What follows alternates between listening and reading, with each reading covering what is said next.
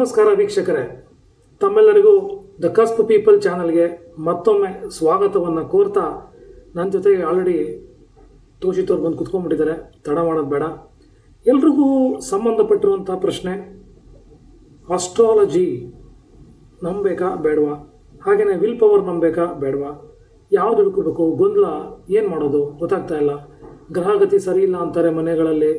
ಆಮೇಲೆ ಪೇರೆಂಟ್ಸ್ ಹೇಳ್ತಾರೆ ನೀನು ನಂಬಿಕೆ ಇಡು ಅಂತ ಹೇಳ್ತಾರೆ. ಫ್ರೆಂಡ್ಸ್ ಹೇಳ್ತಾರೆ ದೃಢ ನಿರ್ಧಾರ ಮಾಡು ಅಂತಾರೆ. ಸೊ ಯಾವ್ದು ನಂಬೇಕು ನಾವು ಈ ಒಂದು ಕಾಲಘಟ್ಟದಲ್ಲಿ ಯಾವುದನ್ನು ನಂಬಬೇಕು ಅಂತೇಳಿ ನಮಗೆಲ್ರಿಗೂ ಡೌಟ್ ಇರುತ್ತೆ. ಹಾಗಾಗಿ ಜ್ಯೋತಿಷ್ಯ ಹೇಗೆ ವಿಲ್ ಪವರ್ ಜೊತೆಗೆ ಆ್ಯಕ್ಟ್ ಮಾಡುತ್ತೆ ಅನ್ನೋದಕ್ಕೆ ಒಂದು ವಿಶೇಷ ಸಂಚಿಕೆ. ನಿಮ್ಮೆಲ್ರಿಗೂ ಸಾಮಾನ್ಯವಾಗಿ ಅದು ಅರ್ಥ ಆಗಲಿ ಅಂತಲೇ ನಾವು ಮಾಡ್ತಾ ಇರೋಂಥ ಒಂದು ಸಂಚಿಕೆ. ತೋಷಿತ್ ಅವರೇ, ತಡ ಮಾಡೋದು ಬೇಡ, ನೀವು ನನ್ನ ಪ್ರಶ್ನೆಗೆ ಉತ್ತರ ಕೊಡಿ. ಈಗ ಜನಸಾಮಾನ್ಯರ ಪ್ರಶ್ನೆ ನಾನು ಅವ್ರ ಪರವಾಗಿ ನಿಮಗೆ ಕೊಡ್ತಾ ಇದ್ದೀನಿ. ಏನಂದರೆ ವಿಲ್ ಪವರ್, ಯಾವುದನ್ನು ನಂಬಡ ಕಣೆಯ, ನಿನ್ನ ವಿಲ್ ಪವರ್ ಮೇಲೆ ನೀನು ನಿಂತ್ಕೊಳ್ಳೋ, ನೀನು ಉದ್ಧಾರ ಆಗ್ತೀಯಾ, ಈ ರೀತಿ ಒಂದು ರೀತಿ ಕಮೆಂಟ್ಸ್ ಕೇಳಿರ್ತಾರೆ ಮನೆಗಳಲ್ಲಿ. ಗೊತ್ತಿರಲ್ಲ, ಹಾಗಾಗಿ ಅರ್ಧಕ್ಕರ್ಧ ಜನ ಜ್ಯೋತಿಷ್ಯ ನಂಬ್ತಿರೋದಿಲ್ಲ. ಅದಕ್ಕೆ ನೀವೀಗ ಜ್ಯೋತಿಷ್ಯದ ಮುಖೇನ ವಿಲ್ ಪವರ್ ಹೇಗೆ ವರ್ಕ್ ಆಗುತ್ತೆ ಅನ್ನೋದನ್ನು ದಯಮಾಡಿ ಸೈಂಟಿಫಿಕ್ ಆಗಿ ವೈಜ್ಞಾನಿಕವಾಗಿ ಆನ್ಸರ್ ಮಾಡಿ ಅಂತ ಕೇಳ್ತಾ ಇದ್ದೀನಿ. ಓಕೆ, ಎಲ್ಲ ನನ್ನ ಕಸ್ಪು ಪೀಪಲ್ ವೀಕ್ಷಕರಿಗೂ ಕೂಡ ಸ್ವಾಗತ. ಸೊ ಸರ್, ಇಲ್ಲಿ ನಾನು ಆಸ್ಟ್ರಾಲಜಿ ಬಗ್ಗೆನೂ ಮಾತಾಡ್ತೀನಿ, ಅದರ್ ದೆನ್ ಆಸ್ಟ್ರಾಲಜಿ ಬಗ್ಗೆನೂ ಮಾತಾಡ್ತೀನಿ. ಓಕೆ, ಯಾಕೆ ಮನೆಯಲ್ಲಿ ದೇವ್ರ ಪೂಜೆ ಮಾಡಿ, ಸ್ವಲ್ಪ ಮೆಡಿಟೇಷನ್ ಮಾಡಿ, ಸ್ವಲ್ಪ ಮಂತ್ರ ಉಚ್ಚಾರಣೆ ಮಾಡಿ ಯಾಕೆ ಇದನ್ನ ಹೇಳ್ತಾರೆ? ಅಥವಾ ಏನಾದ್ರು ಒಂದು ಆಧ್ಯಾತ್ಮಿಕ ಪುಸ್ತಕ ತಗೊಂಡು ಓದಿ ಮನೆಯಲ್ಲಿ ಹಿರಿಕರು ಯಾಕೆ ಇದನ್ನ ಹೇಳ್ತಾರೆ? ಇಂಟ್ಯೂಷನ್ ಬರ್ಲಿ ಅಂತ. ಇಂಟ್ಯೂಷನ್ ಕೋಶಂಟು ಮತ್ತೆ ಸ್ಪಿರಿಚುವಲ್ ಕೋಶಂಟು ಜಾಸ್ತಿ ಆಗತ್ತೆ. ಅದು ಜಾಸ್ತಿ ಆದಾಗ ಏನಾಗತ್ತೆ ಅಂದ್ರೆ ಅವರಿಗೆ ಅದ್ರ ಇಂಪ್ಯಾಕ್ಟ್ ಗೊತ್ತಾಗಕ್ಕೆ ಸ್ಟಾರ್ಟ್ ಆಗತ್ತೆ. ನಾನು ಇದನ್ನ ಮಾಡಬಾರ್ದು, ಯಾಕೋ ನನ್ ಮನ್ಸು ಹೇಳ್ತಾ ಇದ್ದೇನೆ ಮಾಡಬೇಡ ಅಂತ. ಕೇಳಿದ್ರೆ ಸರ್ ಇದನ್ನ? ಖಂಡಿತ. ಯಾಕೋ ನನ್ ಮನ್ಸು ಹೇಳ್ತಾ ಇದೆ ಇದನ್ನ ಮಾಡಬೇಡ, ನಾನು ಇದು ಮಾಡಬಾರ್ದು, ಯಾಕೋ ನನಗೆ ಸರಿ ಅನಿಸ್ತಾ ಇಲ್ಲ, ಡ್ರಾಪ್ ಮಾಡ್ತಾರೆ.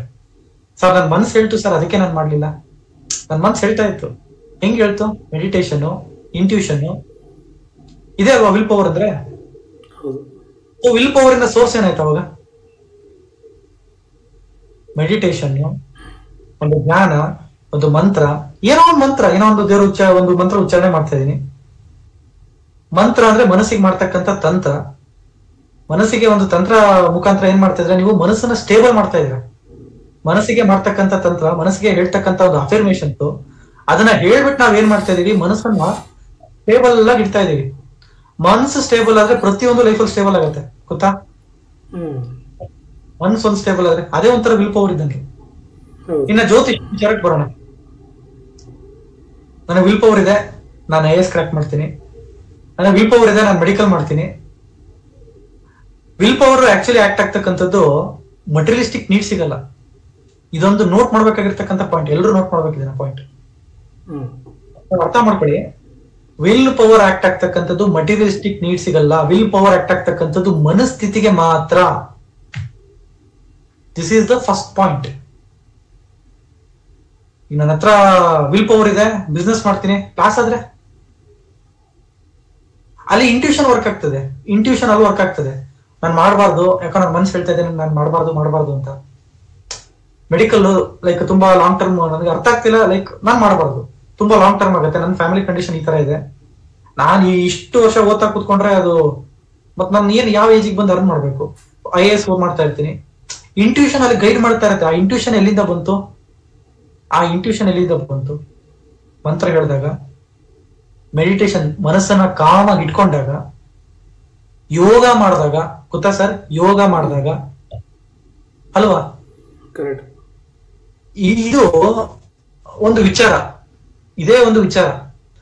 ವಿಲ್ ಪವರ್ ಅಂತ ತಗೊಂಡಾಗ ಅದು ಆಕ್ಟ್ ಆಗ್ತಕ್ಕಂಥದ್ದು ಮನಸ್ಥಿತಿ ಮೇಲೆ, ಪರಿಸ್ಥಿತಿ ಮೇಲಲ್ಲ. ಅದು ಮಟೀರಿಯಲಿಸ್ಟಿಕ್ ನೀಡ್ಸ್ಗೆ ಅದು ಆಕ್ಟ್ ಆಗಲ್ಲ. ಇದು ವೀಕ್ಷಕರೆಲ್ಲರೂ ತಿಳ್ಕೊಬೇಕಾಗಿರ್ತಕ್ಕಂಥ ಒಂದು ವಿಚಾರ. ಓಕೆನಾ ಸರ್? ಕರೆಕ್ಟ್. ಮಟೀರಿಯಲಿಸ್ಟಿಕ್ ನೀಡ್ಸ್ಗೆ ಆಕ್ಟ್ ಆಗಲ್ಲ. ಈಗ ನನಗೆ ಗೊತ್ತು ನನ್ನ ಆರೋಗ್ಯ ಈ ತರ ಇದೆ, ನನ್ನ ಆರೋಗ್ಯದ ಪರಿಸ್ಥಿತಿ ಈ ತರ ಇದೆ, ನಾನು ಕ್ಯಾನ್ಸರ್ ಪೇಷಂಟ್, ನನಗೆ ಗೊತ್ತು ಇನ್ನೊಂದು ತಿಂಗಳಿಗೆ ನಾನು ಸಾಯ್ತೀನಿ ಅಂತ. ಯಾರಿಗ್ ಸಾವಿಲ್ಲ? ಎಷ್ಟೋ ಎಲ್ಲರೂ ಸಾಯ್ತಾರೆ, ಎಲ್ಲರೂ ಒಂದಲ್ಲ ಒಂದಿನ ಸಾಯ್ತಾರೆ. ಯಾಕೆ ತಲೆ ಕೆಡ್ಸ್ಕೋಬೇಕು? ಇರೋ ಅಷ್ಟು ದಿನ ನನ್ನ ಕೈಲಿ ಏನಾಗುತ್ತೋ ನಾನು ಮಾಡ್ಕೊಂಡು ಹೋಗ್ತೀನಿ. I don't care. ಆ ಎಕ್ಸ್ಪೆಕ್ಟೇಷನ್ ಇಲ್ಲ ನನಗೆ. ಆ ಎಕ್ಸ್ಪೆಕ್ಟೇಷನ್ ಇಲ್ಲ ಅಂದ್ರೆ ಯಾವ ಗ್ರಹಗತಿ ಆಕ್ಟ್ ಆಗುತ್ತೆ? ಅದೇ ವಿಲ್ ಪವರ್ ಅಲ್ವಾ? ಖಂಡಿತ ಹೌದು. ಸೊ ಇದು ಒಂದು ಮ್ಯಾಟರ್ ಸರ್, ಇಲ್ಲಿ ಇದೇ ಒಂದು ವಿಚಾರ. ಈಗ ಗ್ರಹಗತಿ ಹೇಗೆ ಆಕ್ಟ್ ಆಗುತ್ತೆ ಅಂತ ನೀವೇ ಹೇಳ್ಬಿಡ್ರಿ. ಅದನ್ನ ನಮಗೆ ಬಿಡ್ಸ್ ಹೇಳ್ಬೇಕು. ಯಾಕೆಂದ್ರೆ ಗ್ರಹಗತಿ ಅಂತ ಬಂದಾಗ ನಾವು ಬರ್ತೀವಿ, ಎಂಟರ್ ಆಗ್ತೀವಿ ಇಲ್ಲಿ ಅಸ್ಟ್ರಾಲಜಿ. ಸೊ ನಮಗೆ ಇವಾಗ ಇಟ್ರಿ ಬರ್ತೀವಿ, ನೀವೀಗ ಕರೆಕ್ಟಾಗಿ ಹೇಳ್ಬೇಕು ನೀವು ಏನು ಅಂತ. ಇದು ಸರ್ ಖಂಡಿತ ಒಂದ್ ಹೇಳ್ತೀನಿ. ಇಲ್ಲಿ ಏನಾಗುತ್ತೆ ವಿಚಾರ ಅಂದ್ರೆ decision making sir. Astrology decision making. ಈ ತರ ಇದೆ, ಈ ತರ ಇರಬೇಡಪ್ಪ, ನಿನ್ನ ಗ್ರಹಗತಿಗಳು ಈ ತರ ಇದೆ, ನೀನ್ ಈ ತರ ಬದಲಾಗು, ಈ ತರ ಇರಬೇಡ. ಕರೆಕ್ಟ್, 100%. ಇದು ಒಂದು ಅಸ್ಟ್ರಾಲಜಿ. ಈ ತರ ಇದೆ, ಗ್ರಹಗತಿಗಳು ಈ ತರ ಇದೆ, ನೀನ್ ಈ ತರ ಇರಬೇಡ, ನೀನ್ ಈ ತರ ಆಗ್ಬೇಡ. ಆ ಗ್ರಹಗತಿಗಳು ಟೆಂಪ್ಟ್ ಮಾಡುತ್ತೆ, ಅದನ್ನ ಗೆಲ್ಲೋದೇ ಅಸ್ಟ್ರಾಲಜಿ. ಮನಸ್ಥಿತಿನ ಇಂಪ್ಯಾಕ್ಟ್ ಮಾಡ್ತಕ್ಕಂಥದ್ದೇ ಗ್ರಹಗಳು ಅಷ್ಟೇ, ಬಿಟ್ರೆ ಏನಿಲ್ಲ. ಯಾಕಂದ್ರೆ ನೋಡಿ ಸರ್, ಒಂದ್ ಹೇಳ್ತೀನಿ, ಚಂದ್ರನಿಂದ ಅಂತಾನೆ ದಶಾಭುಕ್ತಿ ಅಂತರ್ಭುಕ್ತಿ ಸ್ಟಾರ್ಟ್ ಆಗ್ತಕ್ಕಂಥದ್ದು. ಚಂದ್ರನಿಂದಾನೇ ದಶಾಭುಕ್ತಿ, ಅಂತರ್ಭುಕ್ತಿ, ಸೂಕ್ಷ್ಮಭುಕ್ತಿ, ಪ್ರತ್ಯಂತರ್ಭುಕ್ತಿ ಎಲ್ಲಾ ಪ್ಲಾನೆಟರಿ ಟೈಮ್ ಪೀರಿಯಡ್ಸ್ ಗಳು ಸ್ಟಾರ್ಟ್ ಆಗ್ತಕ್ಕಂಥದ್ದು ಚಂದ್ರನ ಒಂದು ಪ್ಲೇಸ್ಮೆಂಟ್ ಇಂದ, ಚಂದ್ರ ಕೂತಿರ್ತಕ್ಕಂಥ ಒಂದು ನಕ್ಷತ್ರದಿಂದ. ಚಂದ್ರ ಎದಕ್ ಕಾರಕ ಆಗ್ತಾನೆ? ಚಂದ್ರ ಯಾವ್ದಕ್ ಕಾರಕ ಆಗ್ತಾನೆ? ಮನಸ್ಸು. ಹೌದಾ, ಒಪ್ತೀರಾ? ಚಂದ್ರ ಮನಸ್ಸಿಗೆ ಕಾರಕ ಆಗ್ತಾನೆ. ಚಂದ್ರ ಕೂತಿರ್ತಕ್ಕಂಥ ಒಂದು ನಕ್ಷತ್ರದಿಂದ ನಮ್ಮ ದಶಾಭುಕ್ತಿಗಳು ಸ್ಟಾರ್ಟ್ ಆಗುತ್ತೆ. ಆ ಒಂದು ದಶಾಭುಕ್ತಿ ಅಂತರ್ಭುಕ್ತಿ ಅನ್ನೋದಾಗ ನಮ್ಮ ಮನಸ್ಥಿತಿ ಈ ತರ ಆಗ್ತಾ ಹೋಗ್ತದೆ. ಆ ಮನಸ್ಸನ್ನ ಸ್ಟೇಬಲ್ ಆಗಿ ಇಟ್ಕೊಳ್ಳೋದೇ ಒಂದು ವಿಲ್ ಪವರ್. ಈಗ ಒಂದು ಗ್ರಹ ಯಾವ್ದೋ ಒಂದು ದುಸ್ಥಾನದಲ್ಲೂ ಕೂತಿದೆ 8, 12, ಅಲ್ಲಿ ಕೂತಾಗ ಏನಾಗ್ತದೆ? ರಾಂಗ್ ಡಿಸಿಷನ್ ಮಾಡ್ತಕ್ಕಂಥದ್ದು, ತುಂಬಾ ಟೆನ್ಷನ್ ಒಳಗಾಗ್ತಕ್ಕಂಥದ್ದು, ಕಿರಿಕಿರಿ, ಇರಿಟೇಷನ್ ಕೊಡ್ತಕ್ಕಂಥದ್ದು, ಈ ತರ ಬರ್ತಕ್ಕಂಥ ಚಾನ್ಸಸ್ ಇರುತ್ತೆ. ಅವಾಗಲ್ಲಿ ಏನ್ ಮಾಡ್ಬೇಕು? ಮಾತಲ್ಲಿ ಹಿಡ್ತಾ ಡಿಸಿಷನ್ ಮಾಡೋದ್ರಲ್ಲಿ ಒಂದು 10 ಸತಿ ಯೋಚನೆ ಮಾಡ್ತಕ್ಕಂಥದ್ದು, ಈ ತರ. ಈಗ ಫಾರ್ ಎಕ್ಸಾಂಪಲ್ 8, 12 ಫಾರ್ ಎಕ್ಸಾಂಪಲ್ ಈಗ ದುಸ್ಥಾನ ಅಂತ ಕೆಲವೊಂದು ಕರಿತೀವಿ ಜ್ಯೋತಿಷದ ಪ್ರಕಾರ. ದಶಾಭುಕ್ತಿನೆಲ್ಲ ಆಕ್ಟ್ ಆದಾಗ ಏನಾಗುತ್ತೆ ಅಂದ್ರೆ ಮನಸ್ಸಿಗೆ ಟೆಂಪ್ಟ್ ಮಾಡುತ್ತದು. ಈ ತರ ಮಾಡೋ, ಟ್ರೈ ಮಾಡೋ, ನೀನು ಟ್ರೈ ಮಾಡೋ, ಯಾಕೆ ಆದ್ರೂ ಆಗ್ಬೋದು, ಹೇಳಕ್ಕಾಗಲ್ಲ. ಹೂನಪ್ಪ ಟ್ರೈ ಮಾಡ್ತೀನಿ, ಟ್ರೈ ಮಾಡ್ಬಿಟ್ಟು ಸೋತ್ಬಿಟ್ಟೆ, ಏನ್ ಮಾಡ್ಲಿ? ಮನಸ್ಥಿತಿ. ಸೊ ಮನಸ್ಥಿತಿ drives. So it is all depend upon the ಮನಸ್ಥಿತಿ. ಮನಸ್ಥಿತಿ ಮೇಲೆ ನಿಂತಿದೆ. ಸೊ ಹಾಗಾದ್ರೆ ನೀವು ಹೇಳ್ತಾ ಇರೋದು ವೆಯ್ಟೇಜ್ ಅಂತ ಕೊಟ್ಟಾಗ, ಈಗ ಡಿಸಿಷನ್ ಮೇಕಿಂಗ್ ಅಂತ ಬಂದಿದೆಯಪ್ಪ, ನಮ್ಮ ಹತ್ರ ಒಂದು ಸಿಚುವೇಶನ್ ಬಂದಿದೆ ಅಂತ ಅನ್ಕೊಳ್ಳೋಣ. ಎಲ್ಲರೂ ಜನಸಾಮಾನ್ಯರಿಗೆ ಬರುವಂತ ಪ್ರಶ್ನೆ, ಡಿಸಿಷನ್ ಮೇಕಿಂಗ್ ಬಂದಿದೆ, ನಾನು ಗ್ರಹನ ತೆಗೆದು ನೋಡ್ಬೇಕಾ, ನನ್ನ ಜಾತಕ ನೋಡ್ಕೋಬೇಕಾ, ಅಥವಾ I have to go with my willpower? For a moment. Decision ಅಂತ sir, one thing I will tell you, where there is a desire, ಎಲ್ಲಿ ಆಸೆ ಇದೆ, where there is a desire there is a expectation. Where there is a expectation there is anxiety. Where there is anxiety there is a fear. So where there is a fear, people will come to astrologer or people will go to doctor. Okay. ಅರ್ಥ ಆಯ್ತಾ? ಅರ್ಥ ಆಯ್ತು. So ಇವಾಗ ಮಾತಾಡಿ. ಎಲ್ಲಾದ್ರ ಮೂಲ ಏನು? ಇನ್ನೊಂದ್ಸತಿ repeat ಮಾಡ್ತಾ ಇದ್ದೀನಿ, ಕೇಳಿಸ್ಕೊಳ್ಳಿ. Where there is a desire there is a expectation. Where there is a expectation there is a anxiety. Where there is a anxiety there is a fear. Where there is a fear there is a trouble in decision making. ಇವಾಗ ಅರ್ಥ ಮಾಡ್ಕೊಳ್ಳಿ ಏನಿದ್ರ ಮಾಯೆ ಅಂತ. ಎಲ್ಲದಕ್ಕೂ ಬುದ್ಧ ಹೇಳಿರುವಂತ ತತ್ವ, ಬುದ್ಧನ ತತ್ವ, ಆಸೆಯೇ ದುಃಖಕ್ಕೆ ಮೂಲ. ಆಸೆಯೇ ದುಃಖಕ್ಕೆ ಮೂಲ, ಅಸೂಯೆ ಒಳ್ಳೇದಲ್ಲ. ಉಪೇಂದ್ರನ್ ಸ್ಟೈಲ್. ಒಂದು ವಿಚಾರ ನಾನು ಮಾತಾಡಿದೆ, ಡಿಸಿಷನ್ ಮೇಕಿಂಗ್ ಅಂತ ಬಂದಾಗ ಎಸ್ ಅಸ್ಟ್ರಾಲಜಿ ಹೆಲ್ಪ್ ಮಾಡುತ್ತೆ. ಅಸ್ಟ್ರಾಲಜಿ ಬೇಕೇ ಬೇಕು. ಡಿಸಿಷನ್ ಮಾಡ್ತಾ ಇದೀನಿ ಅಂದ್ರೆ ಅಸ್ಟ್ರಾಲಜಿ ಬೇಕೇ ಬೇಕು. ಅಟ್ಲೀಸ್ಟ್ ನಮ್ಗೆ ಗೊತ್ತಾಗುತ್ತೆ ಫಲ ಇದೆಯಾ ಇಲ್ವಾ ಅಂತ ಹೇಳಿ ಗೊತ್ತಾಗುತ್ತೆ. ಎಸ್, ಖಂಡಿತ.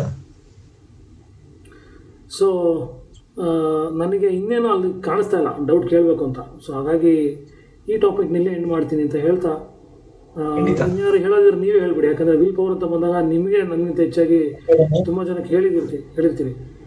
ಅವರಿಗೆ ಒಂದು ಎಕ್ಸಾಂಪಲ್ ಕೊಡ್ತೀನಿ. ಇಬ್ರು ಕಪಲ್ಸ್ ಬರ್ತಾರೆ, ಸರ್ ನಾವು ತುಂಬಾ ಲವ್ ಮಾಡಿದೀವಿ ಸರ್, ನಮ್ದು ಅಸ್ಟ್ರಾಲಜಿ ನೋಡ್ಬಿಟ್ಟು ಹೇಳಿ ಅಂತ. ನಾವೇನ್ ಹೇಳ್ತೀವಿ ಸರ್, ನಾವು ಲವ್ ಮಾಡಿದೀವಿ ಅಂತ ತಕ್ಷಣ ನಾವು ನಿಮ್ಮ ಹತ್ರ ಬಂದ್ರೆ ಲವ್ ಮಾಡಿದ್ಮೇಲೆ ಕಣ್ಣು ಮುಚ್ಕೊಂಡು ಮದುವೆ ಆಗ್ಬಿಡಿ. ಅಸ್ಟ್ರಾಲಜರ್ನ ಕೇಳಿ ಹುಳ ಬಿಡಿಸ್ಕೊಬಿಡಿ ತಲೆ ಒಳಗಡೆ. ಜಾತಕ ಕೇಳಕ್ ಹೋಗ್ಬೇಡಿ. ಜಾತಕ ಕೇಳಕ್ ಹೋಗ್ಲೇಬಾರ್ದು. ಮನಸ್ಥಿತಿ ಮೇಲೆ ನಿಂತ್ಕೊಂಡಿದೆ, ಲವ್ ಮ್ಯಾರೇಜ್ ಅಂತ ಹೇಳ್ಬಿಟ್ಟು ಬಿಟ್ಬಿಡ್ತೀವಿ. ಇದು ಈ ರೀತಿ ಯಾರು ನಿಮಗೆ ವೈಜ್ಞಾನಿಕವಾಗಿ ಹೇಳಕ್ಕೆ ಸಾಧ್ಯನೇ ಇಲ್ಲ. ಅದು ಆಕ್ಚುಲಿ ವಿಲ್ ಪವರ್, ಮನಸ್ಥಿತಿ ಅದೇ ವಿಲ್ ಪವರ್. ಫಾರ್ ಎಕ್ಸಾಂಪಲ್ ನಮ್ಮ ಹತ್ರ ಬರ್ತಾರೆ, ನೋಡಮ್ಮ 10ನೇ ಮನೆ 6ನೇ ಮನೆ ಇದೆ, ಸಿಕ್ಕಾಪಟ್ಟೆ ದಶಾಭುಕ್ತಿ ಅಂತರ್ಭುಕ್ತಿನಲ್ಲಿ ರನ್ ಆಗ್ತಾ ಇದೆ, ಕಿತ್ತೋಗೋ ಕಾಂಬಿನೇಷನ್ ಇದೆ. ಸರ್ ಕಿತ್ತೋಗ್ಬಿಡುತ್ತೆ ಅಂದ್ರೆ ನಾನು ಮದುವೆ ಆಗ್ಲಾ ಬೇಡ ಸರ್, ಮತ್ ಏನ್ ಲವ್ ಅಮ್ಮ, ಏನಿದೆ ಇದೆ ಲವ್ ನಿಮ್ ಪ್ರಕಾರ? ಆ ಅಡ್ಜಸ್ಟ್ಮೆಂಟ್ ಅಲ್ಲಿ ನಿಂತಿದೆ ಜೀವನ ಅಂತ, ಅದನ್ನ ಮಾಡ್ಕೊಂಡು ಹೋಗಿ ಅಂತ ನಾವು ಕೊಡುವಂತ ಒಂದು ರೆಮಿಡಿ. ಅದೇ ಮನಸ್ಥಿತಿನೇ ರೆಮಿಡಿ ಅಂದ್ಬಿಡ್ತೀವಿ ಇಂಥವ್ರಿಗೆಲ್ಲ. ಸೊ ಮನಸ್ಥಿತಿ ಮೇಲೆ ಹೋಗ್ಬೇಕಾಗತ್ತೆ, ಅಂದ್ರೆ ವಿಲ್ ಪವರ್ ಮೇಲೆ ಹೋಗ್ಬೇಕಾಗತ್ತೆ. ಈಗ ಇದ್ರ ಬಗ್ಗೆ ನಾವು ಮಾತಾಡಿದ್ವಿ, ಅಲ್ಲಿ ಏನಾಗುತ್ತೆ, ಕಷ್ಟನೋ ನಷ್ಟನೋ, ಅವ್ನ್ ಕಿವುಡನೋ ಕುರುಡನೋ, ಅವ್ನ ಪರಿಸ್ಥಿತಿ ಹೆಂಗಿದನೋ, ನಾನು ಅವ್ನ ಪ್ರೀತಿಸಿದೀನಿ, ಅದ್ ಎಂತ ಗ್ರಹಗಳ ಗತಿಗಳು ಬಂದ್ರು ಕೂಡ ನಾನು ಅವ್ನ ಜೊತೆ ಇರ್ತೀನಿ, ನಾನು ಅವ್ನ ಜೊತೆ ಬಾಳ್ತೀನಿ, ಬದುಕ್ತೀನಿ, ನಾನು ಅವನನ್ನ ಬಿಟ್ಕೊಡಲ್ಲ. ಈ ತರ ಇದ್ರೆ ಯಾವ ಗ್ರಹಗಳು ಆಕ್ಟ್ ಮಾಡುತ್ತೆ, ಯಾವ ಗ್ರಹಗತಿಗಳು ಆಕ್ಟ್ ಮಾಡುತ್ತೆ ಈ ತರ ಮನಸ್ಥಿತಿನಲ್ಲಿ ಇದ್ರೆ? ಅದು ವಿಲ್ ಪವರ್ ಅಲ್ವಾ? ಖಂಡಿತ. ಅದು ಡೆಡಿಕೇಶನ್ ಅಲ್ವಾ? ಹೌದು. ಅದು ಮೆಟೀರಿಯಲಿಸ್ಟಿಕ್ ನೀಡ್ಸ್ ಅಲ್ಲ, ಅದು ಯಾವ್ದೇ ರೀತಿ ಮೆಟೀರಿಯಲಿಸ್ಟಿಕ್ ಡಿಸೈರ್ಸ್ ಅಲ್ಲ. ಅದು ಯಾವ್ದೇ ರೀತಿ ಆಗ್ತದೆ, ನನಗೆ ಇವನು ಇಷ್ಟ ಆಗಿದ್ದಾನೆ, ಅವನಿಗೆ ನಾನು ಇಷ್ಟ ಆಗಿದ್ದೀನಿ, ಕಷ್ಟನೂ ನಷ್ಟನೂ ನಾನು ಅವನ ಜೊತೆ ಇರ್ತೀನಿ, ಅಷ್ಟೇ ಮುಗೀತು. ಫೀಲಿಂಗ್ಸ್ ಅಷ್ಟೇ, feelings, that is not A materialistic thing. Correct. So ವೀಕ್ಷಕರೇ, ವಿಲ್ ಪವರ್ನ ಎಲ್ಲಿ ಯೂಸ್ ಮಾಡಬೇಕು, ಜ್ಯೋತಿಷ್ಯನ ಯಾವ ಲೆವೆಲ್ವರೆಗೂ ನಾವು ತೊಗೋಬೇಕಾಗತ್ತೆ ರೆಫರೆನ್ಸ್ ಥರ ಅನ್ನೋದನ್ನು ನಾವು ಕಾರ್ಯಕ್ರಮದ ಮುಖಾಂತರ, ಈ ಸಂಚಿಕೆ ಮುಖಾಂತರ ತಿಳಿಸ್ಕೊಟ್ಟಿದ್ದೀವಿ ಅಂತ ಹೇಳ್ತಾ, ಅರ್ಥ ಆಗಿದೆ ಅಂದ್ಕೊತೀವಿ. ದಯಮಾಡಿ ಪ್ರಶ್ನೆ ಇತ್ತು ಅಂದರೆ ಕಮೆಂಟ್ಸಲ್ಲಿ ತಿಳಿಸಿ ಅಂತ ಹೇಳ್ತಾ, ತಮ್ಮೆಲ್ಲರಿಗೂ ಮುಂದಿನ ಸಂಚಿಕೆಗೆ ಧನ್ಯವಾದಗಳನ್ನು ತಿಳಿಸ್ತಾ, ಥ್ಯಾಂಕ್ ಯು ಸೋ ಮಚ್.